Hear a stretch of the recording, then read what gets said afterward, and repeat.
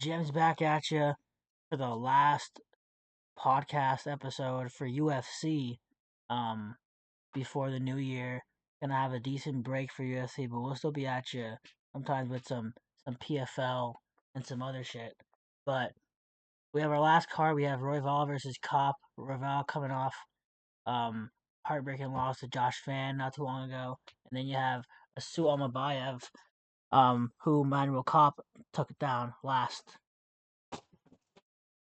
So it should be an interesting battle. These are both title contenders. So this is going to be a big fight for the future of the division. But without further ado, we'll get this bad boy started. And we're going to start off with a girls fight. This is going to be one of many girls fights on this card, unfortunately. But we get to get blessed without girls fights for a while, or at least low numbers. Why So does that say Myron Santos? oh shit! I didn't edit it. Fuck. Jamie Lynn Horth versus Myron Santos. We're cooked, Mike. Yeah, we're fried. Only minus 150. That's a steal, nigga. Nah, but we have Jamie Lynn Horth taking on what's her last name? I forget this bitch's Bleda. A Bleda. Bleda. Yeah. So besides Myron Santos, she's completely the opposite of Myron Santos when it comes to her fight attributes. She's more of a grappler. She's looking to get into the cage, shoot for takedowns, put heavy top pressure on you. Then you have Jamie Lynn Horth on the other hand, a bit older, but kind of the same game plan. She's a grappler, but she could strike a little bit better than Bleda. But um, she does leave a lot to be desired in other areas. Bleda, for me, her cardio is one thing that's standing out for me. That could be a problem in this bout because Jamie Lynn Horth is usually there in the later rounds because she's a decision merchant. And if you look at Bleda's resume, um, there's a couple finishes in there. She's been finished. She's gotten finishes. So her in the third round, she looks dead a lot of the time. So that's something to note. But overall, I'm still gonna have to side with Bleda here. I think she's gonna be able to get top control, burn some time. She's defensively sound enough to not get subbed by Horth, I believe. Um, I think that she's actually, with all the movement that Hort's going to try to do on the bottom, she might end up slipping up and putting herself in that vulnerable position. My pick's going to be, or my prediction's going to be Blade via decision. Um, but I probably won't play that. I think that she wins it, but I think Horth could cover a spread potentially, and I think this could be a split decision kind of fight coming down to it. Um, I saw this prop to be won by unanimous decision. No, minus 110. So that covers a possible finish and it covers a possible split decision. Or you can play the split decision props. But you know how it is. First fight, girl fight. Probably want to play this one live. Mo, how do you feel? Everybody's sleeping on Jamie Lynn Horth. She's known as a kickboxer, but every time we see her in the octagon, she mixes it up and she's always the one pushing for the takedowns and getting the takedowns. So that with her kickboxing ability, I think she has a really, really good chance here. I see why she's plus 135 as opposed to like plus 250, like what people are acting like it is. Like the way people are just everybody's picking Blade. I haven't seen one person on Horth, and it's like very weird to me, honestly. She's actually very good. She has very good takedown defense, and whenever she does stop the takedowns, she reverses it and she gets on top of you. But Bleda is very good with takedowns, so it just like she does gas out a lot too, so it just really depends how Jamie Lynn Horth is defending the takedowns. If she's able to push the pace, if she's able to keep the pressure up, if she's able to chew those legs up, I think she'll easily win this, honestly. But this is a live bet. I'm not betting pre-fight no matter what on any women's fight on this card. Unc, how do you feel? Uh, I think that it will be a split decision. I don't think that either one of them's going to start off the night finishing the other one. I think Jamie Lynn Horth has a higher probability of finishing the Greta girl just because, um, I mean, she's known for being like a tough worker in the cage. She's slightly plus money, so I mean, uh, I if if you have DraftKings, take Jamie Lynn Horth's spread. if you don't have anything else, I mean, because if you're live betting the fight, Jimmy Lynn Horth starts winning, she's going to become the favorite. So I could advise maybe betting on her now. But I feel like as soon as she stuffs the takedown, she's gonna become a favorite. Like as soon as she gets a takedown of her own, she's gonna become a favorite quick. But I'm not. I'm still not betting this fight pre-fight. I don't care. And That's what I feel. Unk is the king of WMMA. So Yeah. whatever Unk says is If you hear Unk saying yeah. If Unk doesn't seem too confident in this one, so I don't know. But if you hear Unk confident in a woman's fight, you better slam that shit. but yeah, yeah, I it's not. This is not a good yeah. fight. It's pretty torn. I could see why, like Mo Wise said, is not betting wise is not a good fight, but it's live. gonna be a good fight. So we're torn here. It's gonna be a close fight, probably. Eileen Bleda. Um, but I can't fault you for picking Horth when I think it's a pick'em type of line, but the number isn't a pick'em. So I think the value on the Horth side, but not by much. I think that the top position might help. But this is gonna be a This snooze is fest. going the distance no matter what, in my opinion, unless somebody dies in the third round, which you could Yeah, also bet. You know what I mean? That's yeah. gonna be like plus like fucking You, 2,000 for the the third only round finish. the only problem is the over 2.5 is minus 315. That's why I didn't even say to Yeah, take but that. that's a good parlay piece. If anything, I'm taking a blind under in that, just because of how many finishes Bleda has and how many times she gasses in the third round. I mean, bro, you got to realize he's only gotten finished by Natalia Silva, and Natalia Silva is No, but she literally gets top finishes three. herself too.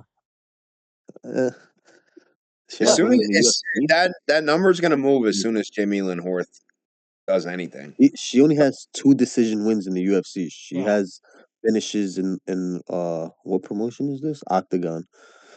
but fuck it, that fight's like a skip anyway. We'll Let's move stay on to away this from one. that fight, guys. Yeah, we'll just move on to a double debut, a fight that should have been on Dana White Contender Series, but we're seeing it here in the last card of the year. You have Guilherme Pat versus Allen or AJ Frye. Um, these guys are, I think they're bad. I don't think these guys are like UFC level. Pat fought one LFA fight, so that's like the best competition between either of them. I know Alan Fry fought a former Ultimate Fighter guy, but he was like some fat, out of shape dude who didn't fight since 2019, and then randomly came back and was slamming Fry around, and then got gassed and punched out. But there's not a lot you can see from Frye from his tape. Like, doesn't have a lot of readily available tape. You could see some of his one or two of his fights, but you could see grappling matches and shit, super low level.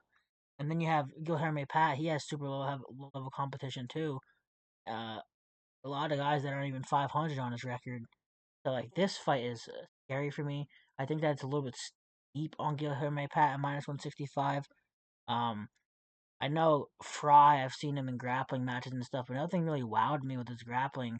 Pat has some iffy takedown defense, so that would probably be Alan Fry's route. But I can see this one staying on the feet. Um, it's a little sketch from that. You can't know much about really either of these guys, but I kind of like the round two to start, just because I don't really value either one of their powers all that much, and I think that Alan Fry could put this one up against the cage and waste some time. But this What fight is isn't round one of two the to start odds? minus 115. That's actually amazing odds. Yeah, and I yeah, I feel like this fight is a fight for Guillermo Pat to win. Like yeah, I feel like this fight is like set up for him to win. Like he has all the success. Like it's literally like made for him to win. Like you got to realize this dude Fry, he beat somebody who's 12-3, right? But that dude is 36 years old, and it was his first fight in 6 years. Before that fight, he hasn't fought in 2019. So I yep. don't give that win any credit at all. And if you're looking at what most people are picking, most people are picking Fry by knockout, and I genuinely don't think that's happening at all. Like I don't even like somebody's getting knocked out here, but I think this is a layup for Pat, and that's why they gave him this fight. This is like one of those DWC fights, like Mike said, and they're setting Pat up for success. It just depends on him whether he fumbles or not. But round two to start does sound like a good play because Fry does like to hold people and then like let go of the clinch and then try to get a KO. So I think Guillermo is good enough to stop those because that's what Frye does. He puts you up against the cage, he lets go of the clinch, and then he just starts throwing like a fucking retard. So I don't know. Round two to start is a little skeptical, but I think Guillermo Pat minus 165 is a good pick for this fight, and I'm just gonna go with that. His money line. Yeah, to what Mo just said, I just wanted to give my prediction before we let Unk take over. Um, Prediction wise, obviously not max confident. I think Guilherme Pat's gonna find a later stoppage, second round, third round stop. Probably by TKO, hurt him and then put him against the cage and volume punch him. But you don't know much about these guys, so take that with a grain of salt. We'll let Unk take over on these two bums. I don't know, man. I watched the same tape that you guys did. Uh, Give me the under 1.5 at minus 188 because there's It's also a really good pick. I like that one. Yeah. It's like a nice parlay piece. I think somebody's gonna get knocked out early in this fight, but I do think that Frye is gonna try to stall. yeah, there's no there's no real there's no real bet though. I mean, you can do You you think can do I'm betting on an American over a Brazilian prospect wise? you Like, are can you fucking retarded? you can do finish only money line. So if it's the decision, it's no action, and I don't think this is gonna go decision. Guillermo Pat is minus 195, so I mean that's on solid. the finish only. I kind of like that. Yeah, yeah, it's the finish. Dude, Oh he just no, looks like a fucking The bum. finish, oh that Oh, he that's that's the because somebody's wait, definitely getting knocked out that fight. That's why. that's the Like that that fight is not going the distance. yeah. So that's the finish Like only. neither of them have the gas tank. My bad to cut you off. Neither of them have the gas tank. So like even if like they don't get the first round KO, somebody's gonna end up gassing out, and then it's just gonna be a volume TKO.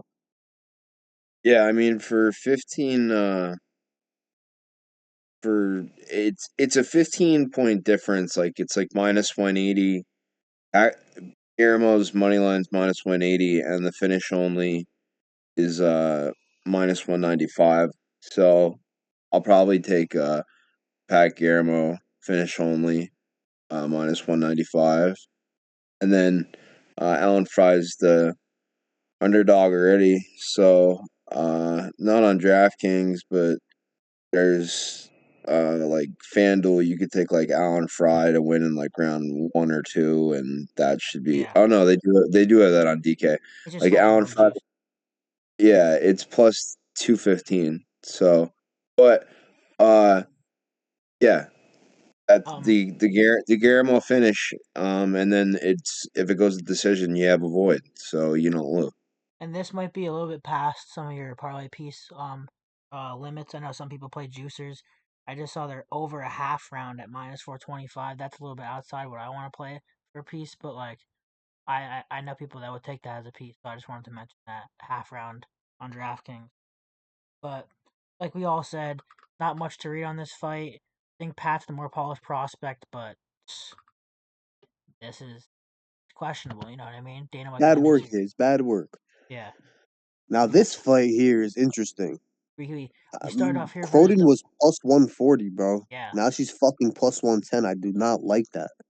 But here we go. We got Melissa Croden coming back pretty fast after her last victory over Tainar Lisboa, and then you have Luana Santos, who's coming off another victory in her last one. They're both on win streaks. Melissa Croden's huge, trains with Kayla Harrison, and won on that Canada card against Lisboa. I caught her at plus 330 live. I remember after the first round. But Luana Santos, we've known her for a while. She's known for her judo skills, getting into the mat, and her signature key lock, where she locks that arm out, has the head locked in, and either puts she hits a couple different try to submissions out of there. So he's known for that. Melissa Croden just a dog, gonna rush with your forward pressure. He's gonna put it all out there. And this fight is a close bout on odds, and I can see why. Just the tale of is Luana Santos going to be able to consistently get Melissa Croden to the ground, or get her to the ground and hold her there long enough to employ some type of submission game. Melissa Croden does train over with Kayla Harrison and some of those tougher grapplers and judokas, but Luana Santos is pretty deadly. This fight I've been going back and forth because I do like most of Croden's odds at plus money. I like that a lot more at like plus 130, but um, let me see what I have in my notes from fresh off tape because I'm getting torn here just thinking about it.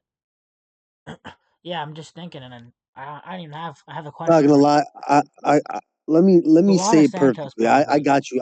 I know what you want to say, but you just can't word it correctly. I got you.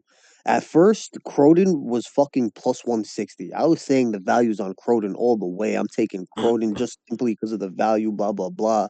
But bro, you giving me Luana Santos at minus 125 now, bro? What the Yeah, fuck? Are you insane? exactly, Like, don't exactly. get me wrong. This is definitely a pick 'em fight, and that's why I was gonna take Croden for plus 160. But now you're giving me Luana Santos at minus 125, and I do think she's the better fighter. Yep, So I'm just gonna take her honestly. I She's told one of you. the very few fighters, not just female fighters, one of the very few fighters who know how to attempt Americanas and key locks and successfully pull them off. So like, don't get me wrong, Melissa Croden is a monster. She's huge. She trains with Kayla Harrison. Kayla Harrison is one of my main sparring partners. But I don't know, man. You giving me Luana at minus 125? I'm gonna just have to do it. Yeah, that's what I was I trying thought to I say thought pretty much. value I thought value on I thought Croden plus 160 was the crazy value, and look, they caught up to us quick. I just checked a day later, and it's plus 110, or like a Yeah. day and a half later. Well, I do want to note though. Yeah, you pretty much said what I wanted to say but couldn't get out. But for this fight, what I would look at for the odds wise, I like unders here. I like fight not to go the distance. I like under 2.5. Melissa Cronin goes OD. for finishes, and she seems to have a possibly questionable tank towards the third round. Um, but then you have Luana Santos on the other hand. Her whole game is just gonna be trying to sub this bitch the whole fight. She's gonna be trying to sub this bitch the whole entire fight. And you get in under 2.5 rounds at plus 200 or above. That's a pretty nice sprinkle. At least, it like numbers wise, these girls are going for finishes, both of them. Melissa Cronin is not going in there to win a unanimous. Yeah, Going in there to try to knock I this need to bitch out. add something to what you just said though too, Mike. You see how you Yep. just said Luana Santos is going to be going for subs the whole time? Yeah. Yeah, so that's probably like with Croden's big ass. I wouldn't I wouldn't see it past her reversing them and getting top position. You know what I mean? So Yeah. I don't know. That's why I thought there was value on Croden at first, bro, because she's huge and I could definitely see her getting reversals. Well, we're over here debating. Let's let the king of WMMA speak real quick. Hop on, Unc. Oh, I mean, I didn't know if I was just, allowed to talk or not. I was just gonna let you guys just host the whole. I mean, don't let the guy on the mat or anything talk. Melissa Cronin by KO or Luana Santos plus 185. And if you want to play around with hedge bets or I Luana don't know Santos, anything, what sub? yeah, Okay. because like I don't, I don't, I watched the fight with you as I watched Lisboa get melted. Like I've never seen a woman. A key lock is a white belt move that she has perfected at a at the highest level. And like yeah, okay, you can like drill the block it, but then she invented the leg over the head thing. The Sukami setup, I don't know, something like that with a leg Americana. Like, yeah, she did it out of the gi, but she invented it. Like, that's not a thing. Like, you don't, you do, if you're putting the leg over it, you just do a triangle. You don't, like, so I don't care who Melissa Croden trains with. Like, okay, if they got the key lock down and she's gonna flip into something else. Like, so she's either subbing her or she's getting slept because Melissa Croden is a mean, big chick. So I don't see. This is one of those women fights where I really feel like it is a finish type of thing, and if if we get the decision, it's going to be one hell of a fight. But nowhere in the time of the sport did anybody take something like that and modify it to where, like, that's your first 9 months of jujitsu type of learning type of stuff. And then, like, oh, okay, well, we'll break the key lock. Well, then I'll flip the leg over and modify it to an Americana. Like, no, what? Like, who does that? Like, so, uh, yeah, I can't wait to see Melissa Croden get subbed or her hammer fist Luana Santos' head into the mat. Yeah, so Unk's pretty much saying fight not through the distance as well too. Don't have that double chance, man. But we'll keep it moving because this is the bitch fight, and we have some fights to talk about. Why the fuck did I not edit this nigga's name? I gotta stop smoking before I do these graphics. It's fucking Asplund versus Sean Sharaf. So we got two big boys. Asplund's the one who said he would suck Dana's toes on Dana White Contender Series after a knockout win in the first round. Sean Sharaf fought Hoffa brother last time out and ended up losing in the second round. These are the bottom of barrel when you're talking to heavyweight. These are the fights that you have to get some cuts. I think Sean Sharaf gets cut possibly if he loses this fight, but I'm not too sold on Asplund either, or Peyton Talbot in this case. Didn't fucking put the right name, but I'm not sold on him. I think they're both early starters. I don't like the gas tank on either one of them. Um, over 1.5, under 1.5 is a bit sketchy to me. I don't like it at 1.5 because we can get with some laziness. I like the 2.5, and I like round 3 not to start. I think this fight's going. Someone's going to sleep, in my opinion. But I'll let one of you guys take over. How about you, Unk? Yeah, round 3 not start, minus 295. Parlay piece. Overall, who wins the fight? I mean, Sharif is like a 2-1 underdog, but I wouldn't mind laying the chalk on him for a KO alone, just because the odds, which Sheriff, it's not listed on DK. Is double chance? Oh no, wait. I'm sorry, I didn't have my tab open. Sheriff by KO is plus 330, so I mean I wouldn't mind sprinkling on that. But overall, like, it would just be parlay piece for me, which would be round 3 not to start. But I because I I'm confident in Asplund, but, like, I think that Dog and Sheriff, like, and maybe, like, being like, hey, this may be make or break fight, may get the, flash KO. So All right, Mo.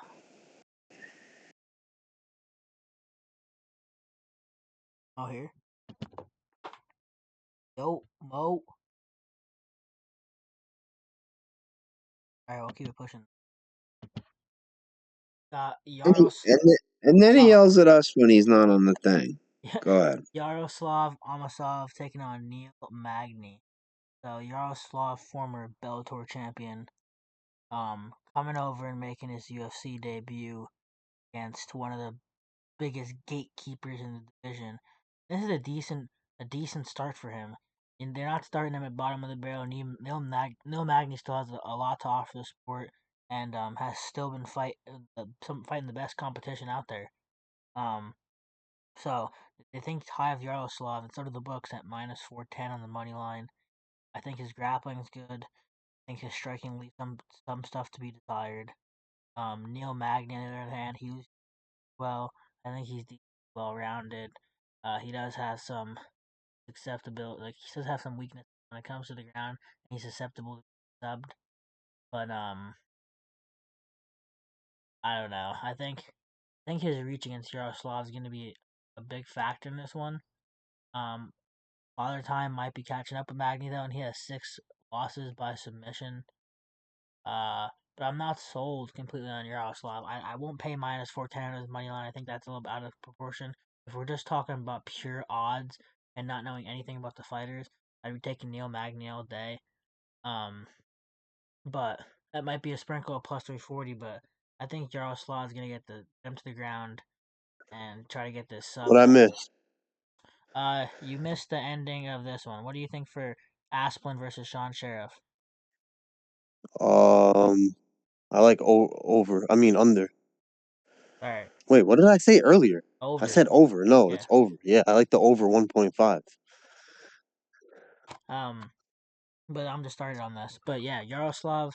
Um, I think he's gonna win by submission, but this fight is a little sketch to me. I think the odds are super wide. I think way closer than, and I would not fault anyone taking a Neil Magny value bet, but I think Yaroslav's gonna have the strength on the ground. But I've seen him stopped by that Jason Jackson in Bellator, and he got fucking knocked out. And I think Neil Magny has the reach and better striking, so I would not be surprised if he somehow caught this and did the most Neil Magny shit ever. Like this, him winning this is the most Neil Magny shit ever, and it's in the Apex. Like I don't know, man. I'm gonna lean Yaroslav by submission, but I won't be betting on Yaroslav's money line. I'll guarantee you that. Take over, Unk. So Yaroslav's war veteran of the Russia-Ukraine war. He was a champion for Bellator, and hit his belt. There's been a clip circulating of him crawling in like a underground hole and getting it out. So he's been getting a lot of traction lately, and I think that's inflated his money line drastically because he's a lot shorter. His reach is a lot less, and the only thing that I think that he may have over Neil Magny is if he worked on his wrestling gas tank and he can possibly out wrestle him. But like Neil Magny's jiu-jitsu isn't bad. He just gets caught up in bad situations. So like I think it's like I don't think Yaroslav's jiu-jitsu is better than Neil Magny's jiu-jitsu. But I could see Magny getting, chinned and then subbed. I think this is just like Neil Magny's like fight to lose because everybody, gets old. Everybody got to lose eventually. Um, but like, how long has it even been since Yaroslav fought? Like, this is his UFC debut, right, Yeah, Mike? yeah. So, I mean, it's been the guy hasn't fought in what 3 years, 4 years. He hasn't fought since. Fought in 2025. Actually, he fought over in CFFC. Fought Curtis Millender and Anaconda. Yeah, I watched that fight. Yeah, he fought over in CFFC over in He fought 2025. he fought Curtis Millender. Yeah, Okay, I know who that is. yeah. He So fought in the that UFC and Bellator and shit. Yeah, he beat Curtis Millender by Anaconda in round one. see, I don't. Nothing there tells me he's going to come in here and beat Neil Magny's ass at a minus 400 favorite line. So that's I don't know that's absurd. Mo, To how do you start feel though? to start round two is like teetering around minus 300 and you can like throw it in a parlay because I'm not going to sign off on Yaroslav taking Magny out in the first round and I'm not going to sign off on Magny taking Yaroslav out in the first round. So but I don't know what else how better to get it. That's all I got. Mo,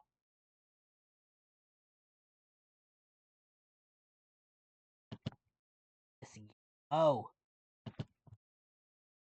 like a whisper, he's gone with the wind. Hello, no, I'm here. I was on the Oh, phone. okay.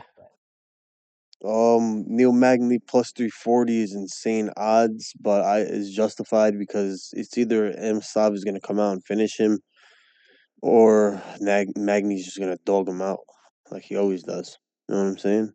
And Yaroslav better hope he actually finishes him and not wobbles him and wakes him up and unleashes the demon. And you know what Neil Magny does. Yeah. For this fight, I'm not. I genuinely can't bet this fight. I'm not betting Yaroslav at -400. Yep. And I So do think, and I do think he could get a finish. So that's the only reason why I'm not playing Magny's spread. But I do like his spread at +7.5 because if he doesn't get finished, he's definitely hitting that spread. It's not gonna be no 30-27. yep. Um. So pretty much what we all came to agreements to is Yaroslav at -410 is not an appropriate line to take. I wouldn't take that or anything, even if I slightly lean him on the win. He's a Bellator guy coming in here. You know what happens. And Neil Magny is the ultimate gatekeeper. A debut against Neil Magny is not a small feat. So I'm gonna keep it pushing though. We got Joe Anderson Brito taking on Isaac Thomson on short notice. A prospect. Thomson has decent grappling. He's decently well rounded for a prospect. And you have Brito, who's supposed to fight Melsik Bogdasarian. Bogdasarian pulled out. I think it was because of injury. I don't really remember what he pulled out for.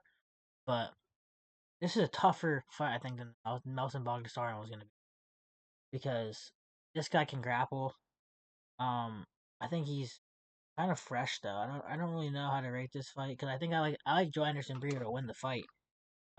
Just because of how much of a dog he is, the levels thing. But I keep thinking back on the Malcolm Womaker shit, and I'm like, I feel like I still have to watch more Isaac Thomson guy before I can sign off on Brito being a straight up lock or anything. Because originally he opened up at -700, and now he's -225. So there's been some heavy action. Um, and I don't know, it's scary. What do you got on this one? Oh, I'll do this real quick while I get some info on this new opponent. I didn't even know there was an opponent switch. all right, Unc. I don't know anything about the guy, but he has 4 fights. I had Brito as a lock. My bad. I had Brito as a lock against Bagdasarian, bro. He was gonna destroy him. Bagdasarian was gonna come out trying to strike, and it was not gonna be good. Brito's weakness is wrestling, so you're telling me this guy can wrestle? I got to do some research real quick. Like he's all right at grappling, but he has losses recently. He lost last year in LFA to Shaheen Santana, who I thought was very mid-level, not a great guy. And then he lost back in 2021, but that's and he I'm fought, and it's against Dorian Ramos, who I remember from last season of Dana White Contender Series. He had that split decision with Michael Aswell, but those are his two like losses. Brito's money line right now is -225, and I'm just gonna take the money line and I'm just sticking with it. Like I I don't I did like I'm looking at Brito's record right now. I have it on the screen. I just pulled this other guy up, this Thompson guy. I'm sorry, like the guy has 4 fights. I can't. He's not a former. He has 11 Like, fights. he, he, He's 9-2. Yeah, it he's said 9-2. it says 2-2 on the. Why is that listed? I'm on his topology right now. He's Why- 9-2, went 6-2 in LFA. For Isaac Thompson, Yeah, Thomson. the Tapology screen has him listed, or the ESPN screen has him listed as 2-2. He fought He fought 4 fights for LFA. Yeah, that's That's wrong. it. That's okay. So, well, I need to pull Tapology up because I don't know. Like, Yeah, it if he says had he four fought 8 fights. fights, I was gonna like. He has 11 fights though, and if you don't, you have to watch more tape on him, if anything, because you could say Burrito money line, but then you can actually watch the tape, and then you could be switched. So And now it's saying, okay, so the ESPN screen, which I go off, and like now I'm gonna have to do my own shit. But it says he's at Alpha Male, and he has a record of 2-2. yeah, So he has. that's He so does. so He is Team Alpha Male. that that's probably very deceptive to a lot of people out. Did you say there was massive line movement on this? Yeah, hold on. Let me pull it up right now. Um, let's see the opening. So Anderson Brito opened at minus 700, Because and then the average for go ahead. I feel like they just did that just to try to like make more people pick the underdog. I don't know. if the I line don't think moved like that, someone 100. There was a lot of money that they put on the dog. I don't fight that at all. It's like the I've I've Willmaker action. Willmaker was like minus 700, ended up like minus 400. People just bet the fuck out of the dog. I feel like the average person and the average people that bet and don't do what we do have that are going to look at this same screen that I'm looking at are going to see 2-2, and that's why, um, you know what I mean. He was the underdog, but No, he then the wasn't. That's massive, not the reason. but yeah, but no, but listen to me. But the massive line movement would explain going deeper into the topology and seeing he's actually a 9-2 fighter that's from um alpha male.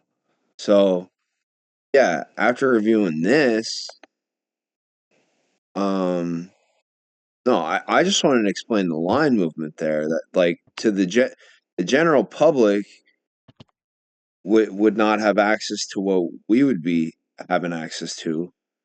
Well, they would, but they're not going to go in as depth. I mean, I don't know that I just explained the line movement. Like Well, the let's move people, on from this fight. yeah, it's a 2-2 on the ESPN screen, but actually Isaac Thompson's a lot more talented than he is.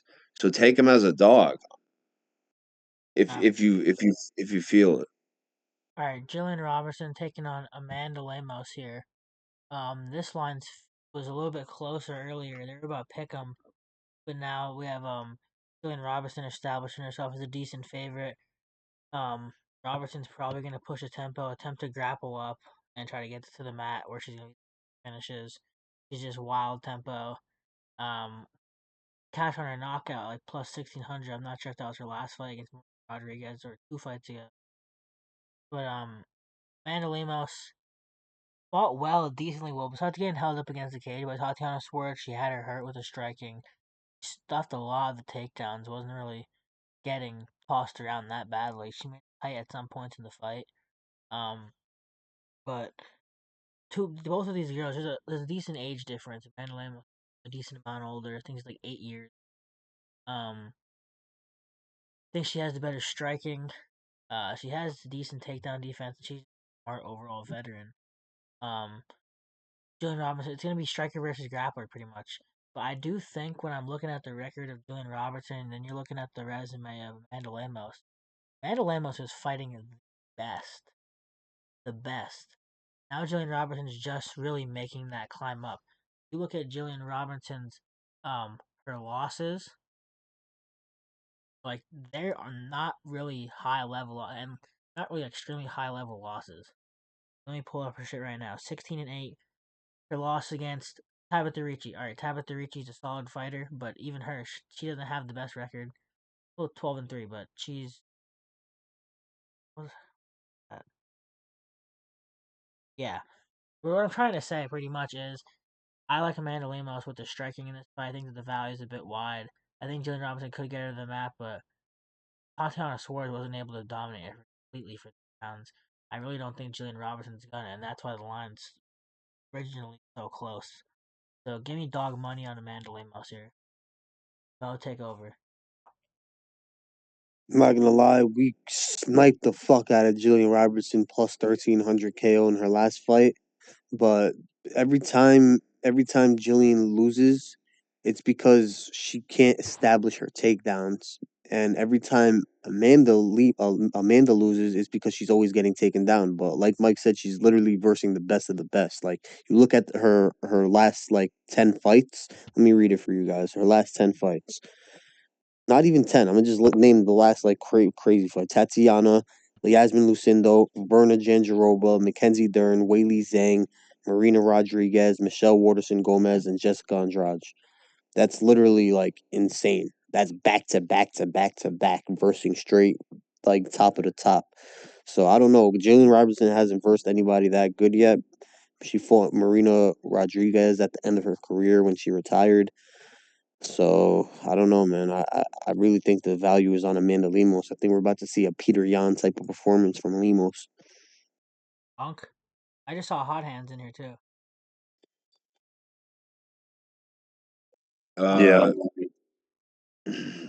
Uh, go ahead, Hot Hand, because So you go first because Hot Hand has to catch up then.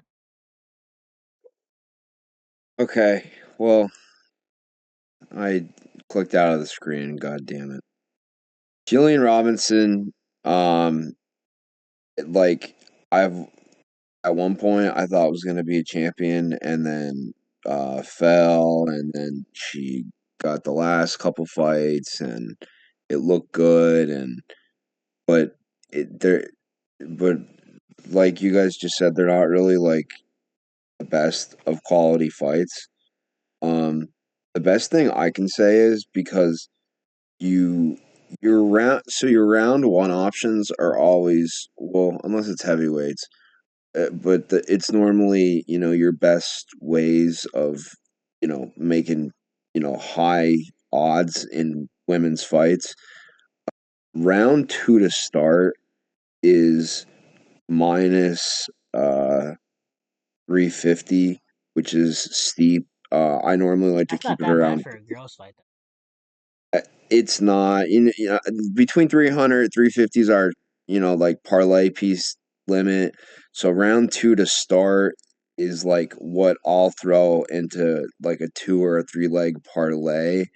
And then if you are really that worried about it, or like you really want to try to cook something up, Jillian Robinson by you know double chance finish, KO sub, or Amanda Lemos. Like every girl's prop is plus money, except for Jillian Robinson to win by sub or decision. Double chances minus 145. So like you can use your round two to start as your leverage for your parlay piece, and then you can literally pick any women's prop that you want and make money. But what would be suggested would be that Amanda Lemos, if she won, would win by KO, or Jillian Robinson would win by submission.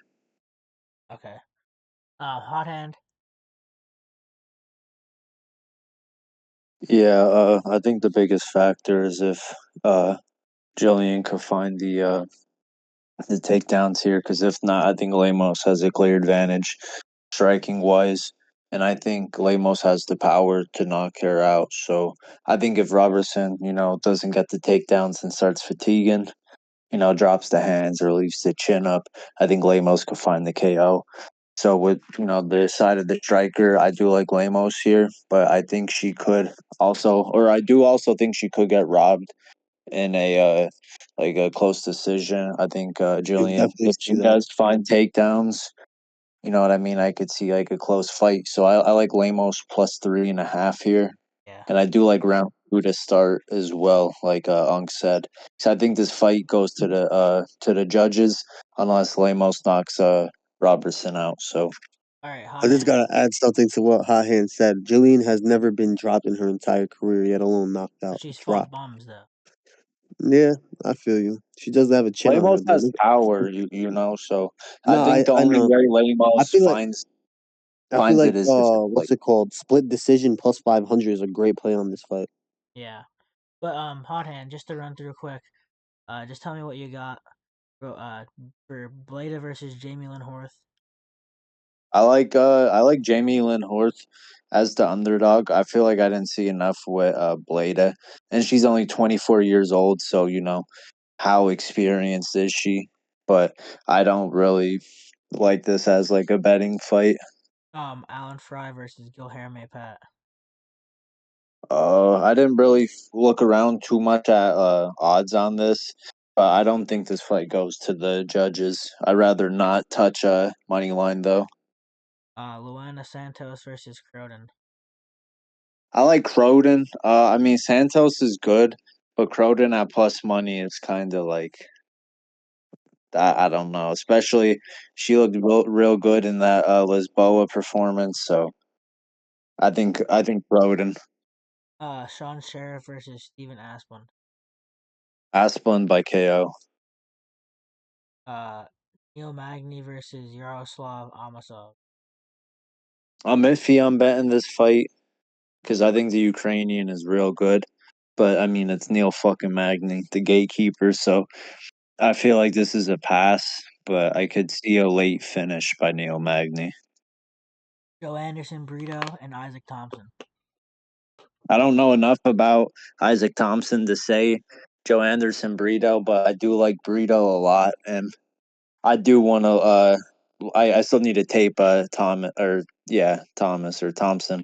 So before I say Brito, I got to tape him, but I think Brito's good. All right, then we're caught up. All right, we'll start right before we go to the main card. Per usual, join the link in the bio. Fade Factory, MMA Gems, Fade Plus. One of the best Discord groups you're gonna find. One of the most profitable too.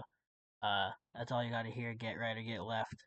And then we have fucking King Green taking on Lance Gibson Jr. UFC really decided to give us a Christmas present with this one. Can Bobby? Yeah, I'm calling him Bobby still. Can Robert the Meme Green get a fucking W? Because he's been getting put on Instagram Reels his last couple fights. And now he gets a guy in Lance Gibson Jr. He fought over in Bellator and shit, and I wasn't really impressed by much of his tape. Guys he was fighting were low level. Didn't really surprise me. I think Bobby Green gonna have the crisper boxing as long. I think Lance Gibson might mix in some grappling, but Bobby Green isn't a slouch in that department either. I think this is a decent debut spot for Lance Gibson. By how competition wise, this is a decent jump in competition. And unless Bobby Green's chin has ultimately disintegrated, which it really might have, so that could be a no. There's no way I'm telling you, and the odds are off on this. I have them backwards, but at minus 190 or minus 200 for Bobby Green, um, I can't tell you to go and take that, but I do think he wins this fight. I think he's live for a knockout or a decision, but I can't trust Bobby Green to not get knocked out. Like I just can't. I can't do this again. This is like Kevin Holland. I can't do this shit. I'd rather go give my fucking money to a crackhead. But Yeah, but wow, we are talking about a Canadian here. Oh wait, no, he's from Seattle, Washington. Never mind. He's fighting out of Canada. yeah. But yeah. That's all I really got to say. What do you got to say about it, Mo? Bro, what the fuck? What? Bro, 2 fights ago he beat somebody who's 19-42. And now I checked his record. I press his name. He was 19-42 when he fought. I press his name. Now he's 21-48. What the fuck? Yeah, I don't know, man. I don't know. If Bobby Green can't pull this off, he's done.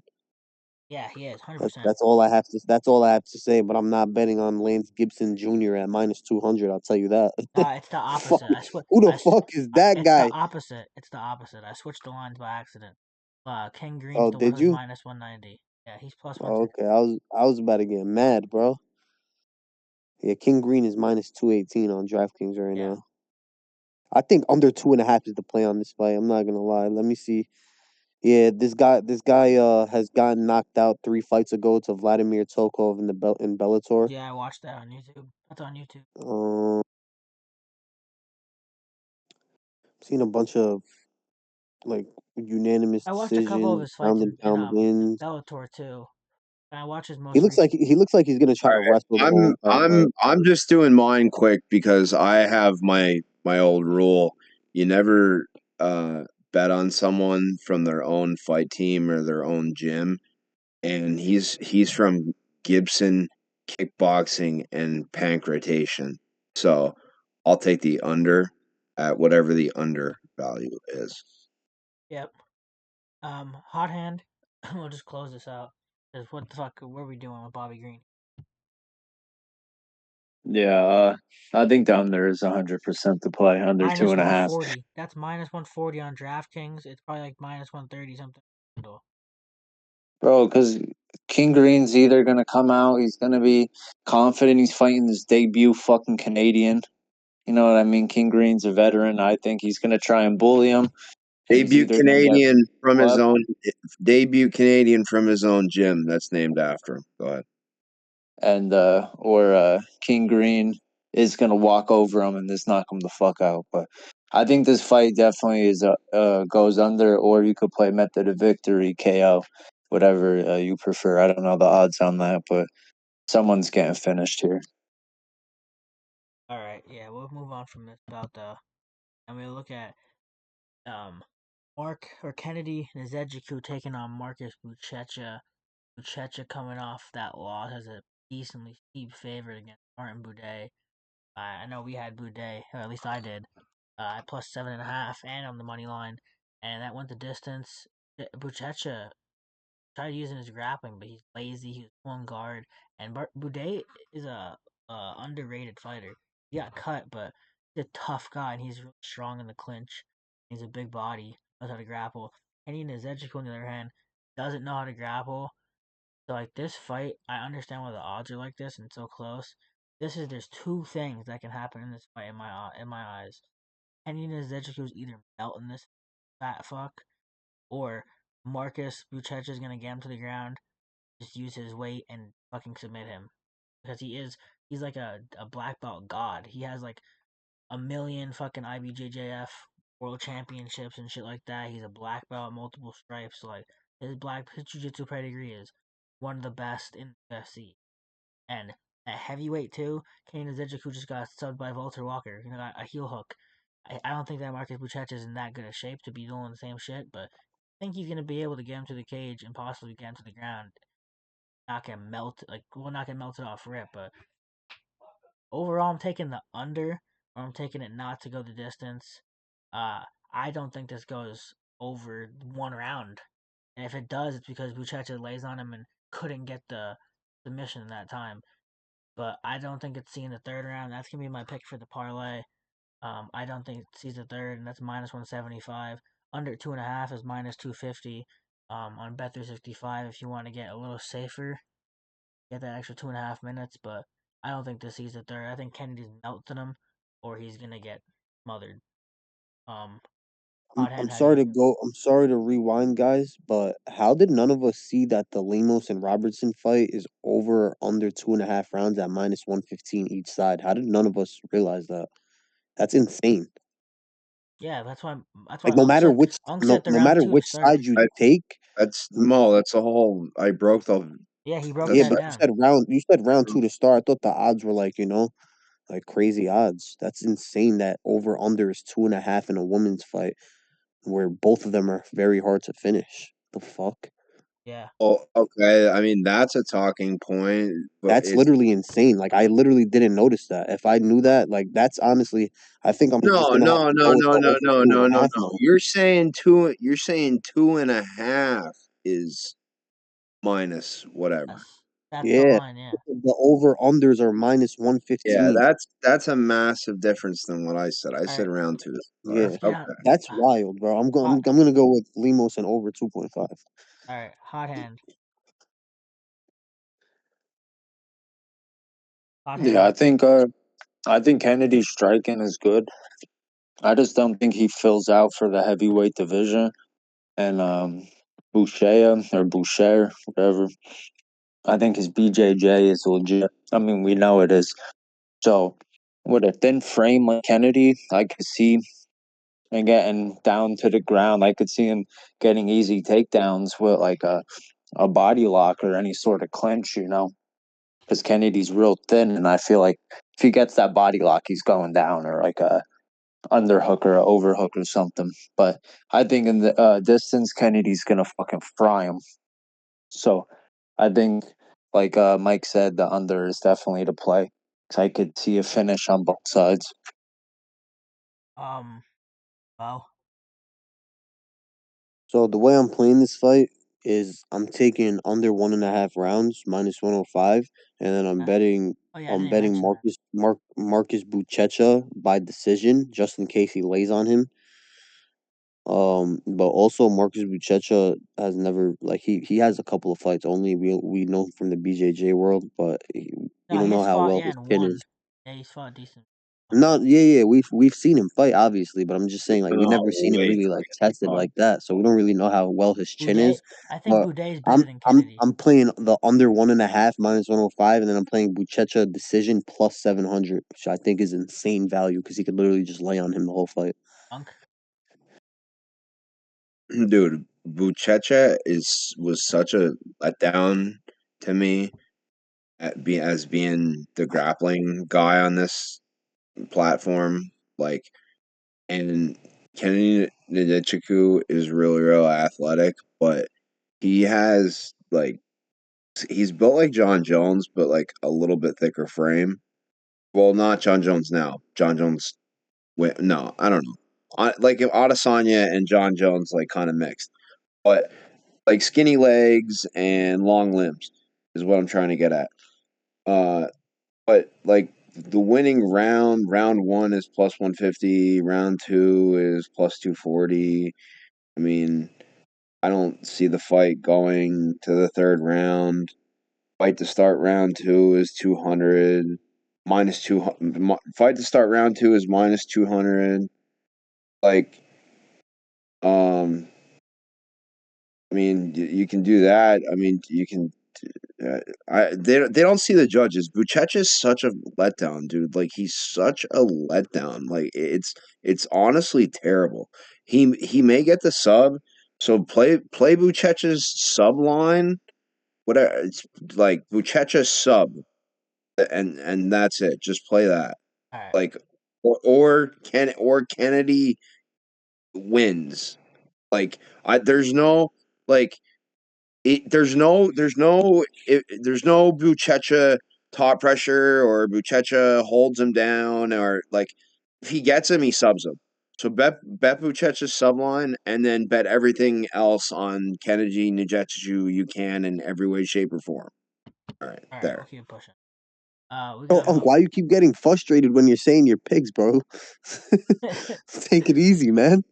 Cause man, like Just take it easy. you know Buchecha's background, man. Nah, I do. I understand. all right. He's Malquisael he, Costa taking on Morgan Charriere. This is a good fight. watching guy This is come out and this is gonna be sorry. a great fight, but Costa's looking for his fifth straight W, coming back, and this is a decent step up. Charrier's been a sturdy guy. He's like the French Chepe Mariscal, is what I like to call him. Weaponizes that pressure, that cardio, and he does have some power behind him too. Um, that's the only reason that I'm a little bit scared. I've been banking out with Malquisael Costa at dog money, at favorite money. Anyway, I've been betting with him, but Morgan Charriere is gonna be a tough opponent here. I do like Melky slightly. I think his jiu-jitsu game is gonna come into play. But I think that Morgan Charriere could hurt him bad. I really think that Costa can get hurt by Charriere's power. Um, Charriere gets knockout recently. But if it goes to decision, Malquisael Costa is gonna get the W.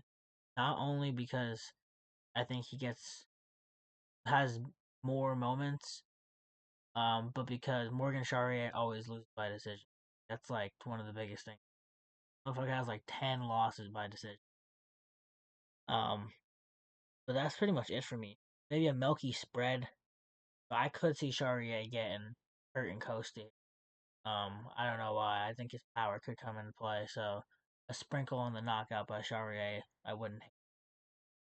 How do you feel about this one? Um, oh,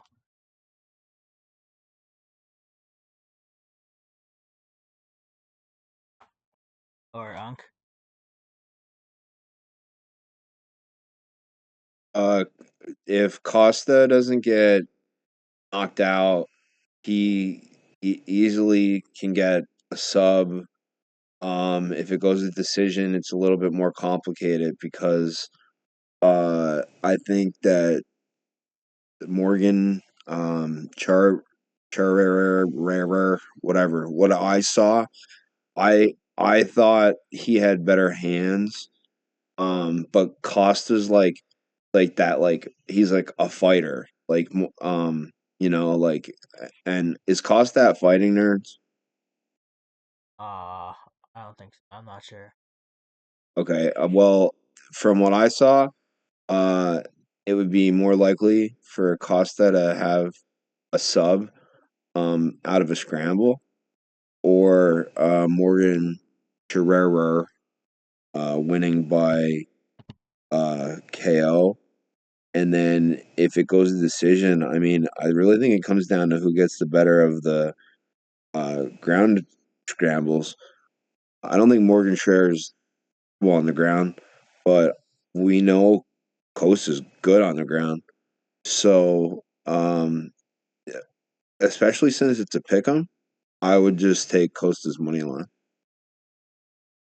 All right. And Costa's fought better competition, and we've seen him do some slick stuff against good competition. All right. Hot hand. Yeah, this fight, I was back and forth. I mean, I think the Frenchman is the better striker here. I think Costa has the better grappling, but I don't see Costa being able to get this fight to the ground. I think the Frenchman's going to keep it on the feet.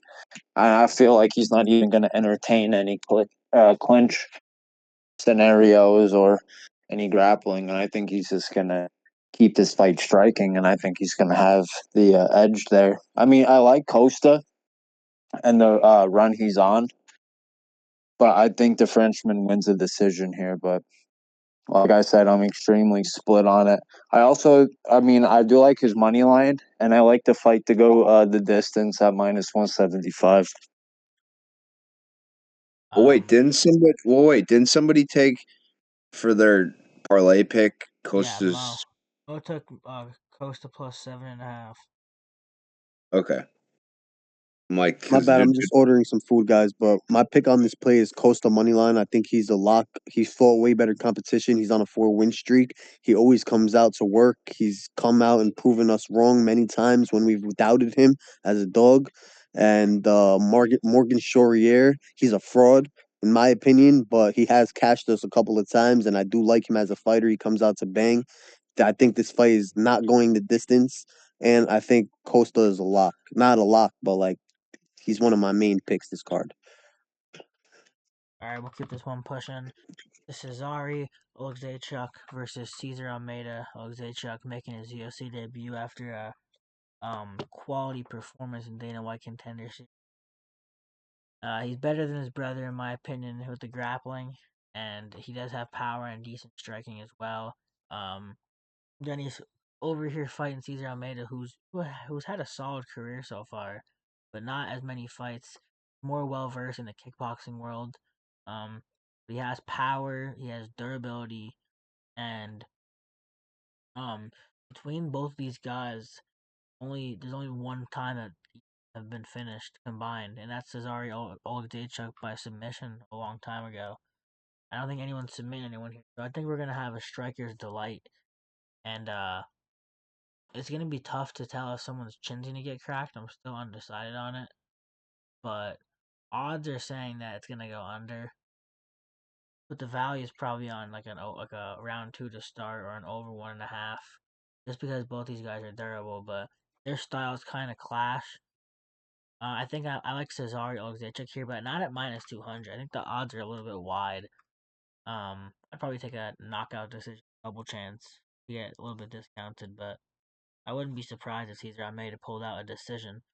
But I don't think he's finishing Cesare, so finishing upside zone Cesare as well.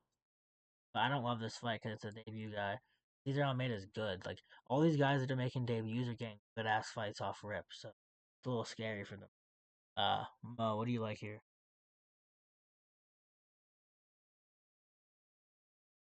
Or a hot hand? Yeah, I mean, they're both good fighters. Cesare, the brother of fucking what's his first name, like Michael McCall? or something, Michael? Michael. Yeah, McCall. I mean, since he went to the Fighting Nerds, he's been very good, but I don't know I imagine he's training with his brother, so it's definitely good work. Definitely coming off a good training camp. I just don't know how patient he's going to be in this fight. And I feel to win this fight, he has to go and get Caesar because Almeida is a very, very good kickboxer. We've seen him beat Pereira on the kickboxing scene. We've seen him come into the UFC and dog Roman Kopilov to the point where Roman had to take him down. So I think Caesar's a very good dog here, especially at plus 180 on a debut guy. I don't know if Cesar is going to be able to take Almeida down, but if this fight stays standing, I think Almeida has the clear advantage. Yeah, Almeida does have value on his line. Though, how do you feel? Insane value on Almeida. So,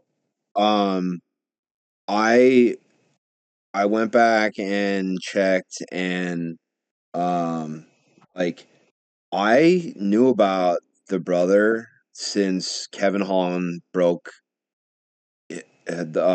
Michelle's arm in June of last year when I was at the event, and then I kind of started following along, and then once it was confirmed that he was at the Fighting Nerds, I dug into even more little tidbits of tapes and clips.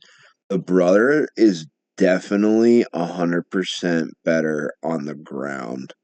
So I'm sprinkling Cesar Almeida's KO at plus 400, but then I think I'm betting Cesar by KO, or I'm sorry, by submission or decision plus 240, because I don't think he'll outstrike Cesar Almeida. But I saw a lot of mat work and drilling and mat work and drilling.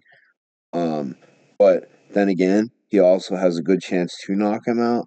But I think that a good play value of double chance of sub or decision of plus 240 after like the mat work that I've seen is a good play. And Cesar Almeida's, plus KO, KO is plus 400.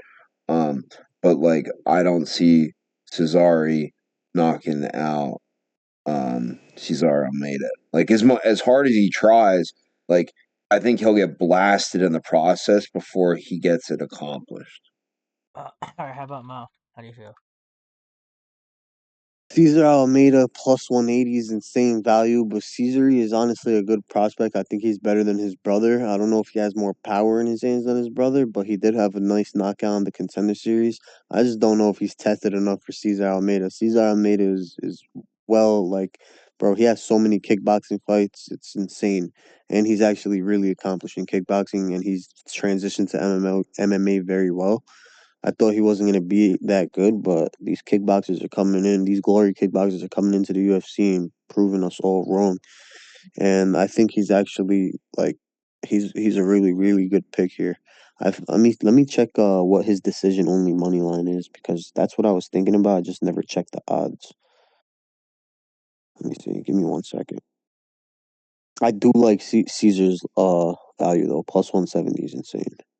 I really don't see it hitting the judges, man. Decision only money line for Cesar Almeida is minus 105, and I think that's a steal because I also don't see it hitting the judges unless Cesar Almeida makes it go to the judges. You know Then what I yeah, mean? then it's Like, a point boxing fight.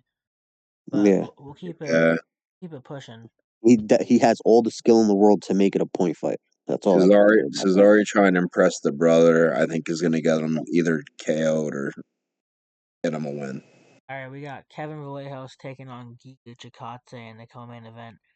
Vallejos, knockout power, coming off a nice decision win where he was tested against some solid competition, but now he takes another step. I don't know if it's a step up or around the same level, but Chikadze, on a historic run, he's been fighting some dogs, but was beating Onama, and you could just see his low key that Father Time might be catching up, and the question that has to be brought up is this going to be his last fight?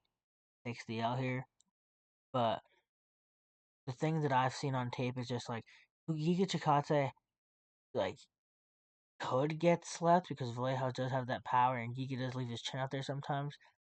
But Giga Chikadze, the master at range of coming in and out of range and tapping at you, coming back out, and just being able to dive in and out of the pocket. Kevin Vallejos is going to have to get this in the pocket to win the fight. And I think he's going to have to implement grappling here. If he implements grappling, which he's strong and we've seen him grapple before, um, he has a way better chance because that's how he's going to be able to get into boxing range and not just sit at Giga's range. And another thing that's key to me here, even though I was a big fan of Giga before, like when you pressure him like Calvin Kattar did, he doesn't kick as much because when you're on the back foot, it's hard to throw all those kicks. So he can't throw all those kicks, and he gets into a boxing match here. That's where Vallejos is going to be able to implement his power. I can also see Giga Chikadze making it close with the kickboxing and winning rounds with his reach. But I could see him getting robbed, no matter if he wins or not. So I kind of want to stay away from his money line. I like a spread possibly. That's probably where I'd rather go, like a Giga spread. I think Vallejos is going to get it done via decision as my prediction. I think he has the bigger moments, probably hurts him and gets. If he doesn't grapple, he's losing, in my opinion. If he does not get a takedown, he's losing the fight. But besides that, I think I got Kevin Vallejos by decision.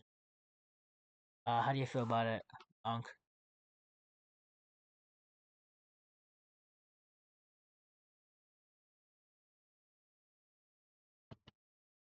Or Hot Hand? My bad. So, Kevin Vallejos plus 190 KO is insane value on this fight because he didn't get the KO on Silva last fight, which we all said was going to be hard to do because Silva has a good chin and he's never been KO'd. On the other hand, Giga's chin is very suspect, and he got. I'm not.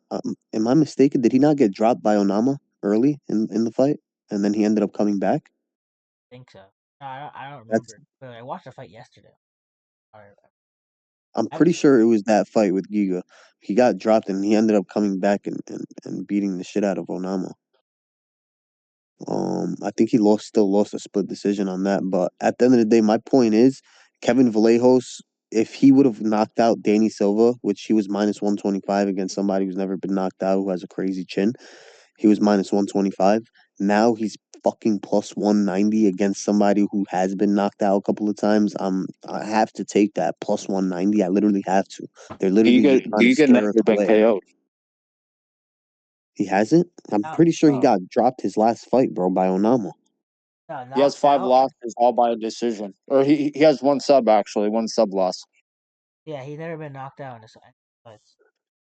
Yeah, Bro, when he was oh fighting no, Arnold Allen, bro, it was Qatar. Qatar dropped him. Yeah, but he went 5 rounds with the Qatar, but he got his ass whooped. But it was 5 rounds. So he has a chin, definitely. He was taking bombs. So I might be mistaken. I thought it was the Onama fight, but it was the Calvin Qatar fight where he got dropped. He was getting fucked up in that fight. But how do you feel about this one, Hot Hand? yeah, I think it's actually insane that Giga's plus 280. I mean, since I seen Vallejos on Contender Series, I was a big fan because he has that same style as Elia. But, in that Danny Silva fight, it showed that he's not Elia. I mean, he has the style, but he's not him. So I think Giga is definitely alive here. I think he's going to stay on the outside. I think Vallejos, being 24 years old, and hitting like having that rope bump in Danny Silva when I thought Vallejos would come in and start flatlining people, kind of like the Josh Vaughn. But I think Vallejos is going to take a loss and then he's going to bounce back. And I think Giga at plus 280, it's just like it. I don't know. I think that could be that spot for Giga to win. He kind of turns around because he's the veteran here, and plus Vallejos is 5'7", so I do not see him taking down 6-foot Giga. Like that's an insane size difference. I think Giga's just going to be too big, and he's going to use I that manpower. I said in the chat the way that Giga has to win this fight is by managing the distance and controlling the distance and using the leg kick. I didn't mention using the leg kicks, but that's a huge part in this. If he uses those leg kicks and mixes it up to the body and to the head, Or body kicks, bro, and ties out those arms. manages the distance, bro, he's gonna fry him, bro. But Vallejos is one of my favorite prospects, and I just think plus 190 for a KO is insane value. And I also think Giga plus 280 as a dog is insane value. This fight is much closer. I would mark this fight as Vallejos minus 180, minus 170 ish. Yeah. I don't see Giga being plus 280. I could see Giga being a plus 140. Yeah. Yeah. So, overall, this it's wide on odds. I do like Kevin Vallejos to win this, but I love Giga here. Like matchup wise, it looks like Giga should. Kevin Vallejos might grapple, and that's how he wins the fight is if he grapples. But He's not taking him down. I promise. Vallejos will not take Giga down, bro. He is way too big. I feel like this is like the Talbot and the Cejudo situation. Like Talbot was just so much bigger, even though Cejudo was a way more accomplished wrestler and a better wrestler. At size, to hold someone that much bigger down is like damn near impossible. I do like the fight to go the distance. I don't think either one's getting finished. Giga's chin has been questionable, but he's never been finished, and he's went 5 rounds with Qatar getting fucking elbowed in his face. The full thing. He can just stay distance, be on the back foot the whole time, and still survive 3 rounds. So I'll take an over or the distance. But that's pretty much it for this fight. We can move to the main event. Manel Kape taking on Brandon Royval. Should be absolute cinema. Kape finally not injured, and he gets to fight Brandon Royval, who's coming off a great learning experience. If you think about Unk is it. waving. I just put him in. Put him in. Yeah, now I'm back. I hope my shit didn't get my whole internet went out. So All right. let's Well, what get do you the got for let's this get fight? the, Quick. for Giga's spread Yeah. minus 160. If not, Leos's KO at whatever odds was already explained because I'm sure somebody already explained it. All right. And all right, Manel Kape versus Brandon Royval. Brandon Royval, coming off that learning experience against Josh Van, where he lost, and it's pretty much lost off of getting dropped in the third round because that was close as close as Dropped it in the gets. last minute. Yeah, close as it gets in terms of a fight. And now Josh Van's a champion. Now Kape's been laid off for a little bit, but he may be the he may be the best one in the division. He has so many fights. He has like the Matrix out there with his striking defense. I think this is going to be a 5 round war. I do think Manel Kape has the power advantage, but Brandon Royval knows how to mix it up. And if he can grapple here, like we didn't really see success from Asu Almabayev in the grappling range with Manel Kape. Like, are we really going to see it from Brandon Royval here? I think Brandon Royval might be able to piece the outside and push some type of tempo sometimes, but Manel Kape's going to be out there throwing bombs. Um, should be a war. I'm gonna lean Manel Kape, but I wouldn't count Brandon Royval completely out of it. I think the line's a bit wide. It was a bit wider before, but if I can get Manel Kape at like minus 225, I'd be pretty damn happy. But minus 278, minus 280, I don't really want to pay that steep for two top contenders like this, especially Brandon Royval after learning experience against Josh Van, who's the best boxer in the division. So Royval spread also All intrigues I'm me. saying is, Mike, is if Brandon Royval fights how he did in that Van fight, he'll definitely win this. That's this is 5 rounds though. No, I don't know, man. He's not keeping that pace for 5 Yeah. rounds. But Brandon go ahead, Brandon. Royval Brandon Royval plus 220. Brandon Royval plus 220. Brandon Royval plus Nigga, you good? 225 or Manel K What's wrong with this thing Nigga, you on today, good, man? bro? Like or Manel K plus 130. Manel Cape Manel Cape Manel Cape only wins the fight by KO. Manel Manel Cape Cape don't win plus the fight by no 130. Where other do you way. see him at? Where do you see that at? what? He said KO Manel by Manel KO. Cape plus The by KO is plus KO 130? plus 130. Oh, Yeah. That's the only way he wins the fight. He. This is the same guy that was on live 2 years ago going, I thought BJJ was gay.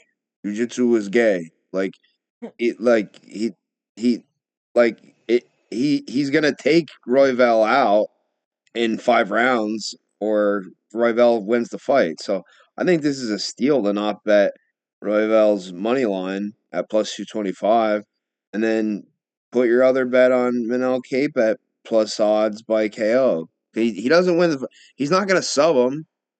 What, they're gonna go 25 rounds and he's not gonna blast Royval out of there, or he's not gonna get out fought like Royval should outfight him? Like, come on. All right. All right, I'm hot done. hand. Yeah, I mean, Cop got to be probably one of the best strikers at 125, but Royval is, I don't know, bro. That Von fight was crazy as fuck. But Cop is, I mean, he's fast, but he has the good kickboxing, and every time I rewatch his fights, it's I don't think I think the only one that could beat him is Pantoja. But then again, like if Royval fights how he did, like he fought Vaughn, it's gonna be a close fight. And I think he has that wrestling and grappling advantage here, and he's bigger. But is he gonna be able to use it? Is my big question. I'm pretty sure Cop's only submission loss is Pantoja, and I mean Pantoja is subbing everyone. So, but I don't know. I think Royval pick 'em odds at plus 13.5 is crazy. I mean, like he just got to win a round and not get finished, and that shit hits. So, but I think Royval plus 13.5 pick 'em odds is too good to pass up on here. Do you guys actually think that Manel Cape can win a 5 round decision? Yes. Like, Yeah, yeah. you think that he won't get Royval, like that they'll actually go the full 5 rounds? Yes. And okay. I mean, yeah, because it's a five Royval round. They're got a going to be chin. paced. Look at Bruno Silva and Cop. Cop didn't knock him out until he had that eye poke, and then Silva kind of like stuttered backwards, and then Cop came and finished him. But up until that point, like Mel was landing crazy ass shit, fast as fuck, but Silva was eating it. And I mean, Royval damn near what he ate like 300 fucking significant strikes or 300 strikes against Vaughn, and Vaughn's one of the best boxers at 125. So I think this fight could 100% go to the judges. I just don't think that Cape wins the decision if the fight goes to the judges. But okay. I just wanted to hear from the panel. Oh, did you go on this one yet? He left. Okay. Yeah, he's gone. I don't know where he went. All right. Well, before we move on, to the collab, we'll bring up the featured pick. And Mo stayed long enough and said, I'll get my holiday check and leave. He has the least hours for most stream time. Go ahead. but Brandon Royval. Oh, not Brandon. Oh, we're gonna go to the fucking collab after I say the featured pick, which is the Neil Magny fight versus Yaroslav Amosov to not go the distance at minus 150. That is submitted by Mike Raw from Gems. Featured pick this week. Neil Magny fight not to go the distance minus 150. Last one was a push. Max had Guskov money line, but went to a draw. So, and this is the collab this week. We have Brandon Royval plus 13.5. Hot hand. Asplund and Sharaf round 3 not to start from Unk. Melquizael Costa plus 7.5 from Mo. And then Buchecha and Nzechukwu round 3 not to start from me. And then you have plus 436 this week. Another nice odds parlay. Per usual, thank you for joining. And we will see you at the cash counter.